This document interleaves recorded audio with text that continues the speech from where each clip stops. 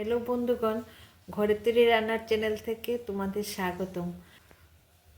তারপর এটার সঙ্গে থাকবে কপি আলু ডালনা, তারপরে ধোকার ডালনা, পনির আর বেগুনি। আমি নিয়েছি লং, কাজু, কিশমিশ, এলাচি, দারচিনি, আদা কুচি, ক্যাপসিকাম। এখানে 1.5 কেজি গোবিন্দভোগের চাল আছে। আমি রান্নাটা করব, তোমরা দেখতে থাকো। আমি আগে ডেগের মধ্যে জল গরম করে নিয়েছি। ফুটন্ত জলের মধ্যে চালগুলি ঢেলে দিলাম। জলের মধ্যে তেজপাতা দিয়ে দিয়েছি আগে থেকে।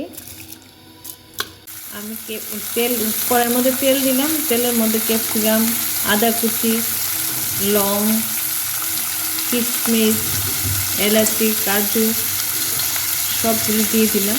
একটু নেড়ে চেড়ে তারপর আমি ভাতের সঙ্গে মিশিয়ে নেব। আমি ভাতটা মারটা গেলে নিলাম। তারপর এখন সবগুলি মশলা মিশিয়ে নিচ্ছি। ঘি দিয়ে দেবো, স্বাদ মতো নুন, চিনি দিয়ে দিলাম।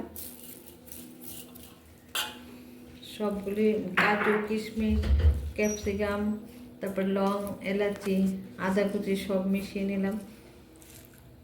এবার একটু হালকা চিনি দিয়ে দেব, ঘি,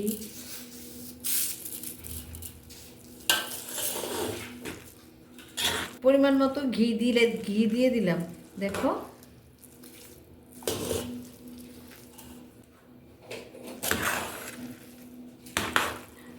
এবার এগুলি মিশিয়ে নিচ্ছি।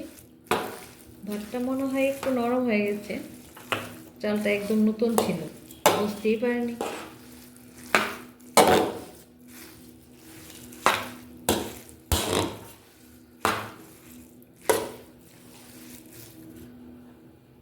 দেখো, আমার ফ্রাইড রাইসটা খুব সুন্দর হয়েছে, ঝরা ঝরা হয়েছে। প্রথম ভেবেছিলাম নরম হয়ে গেছে, কিন্তু এখন দেখলাম যে না, ঠিকঠাক আছে।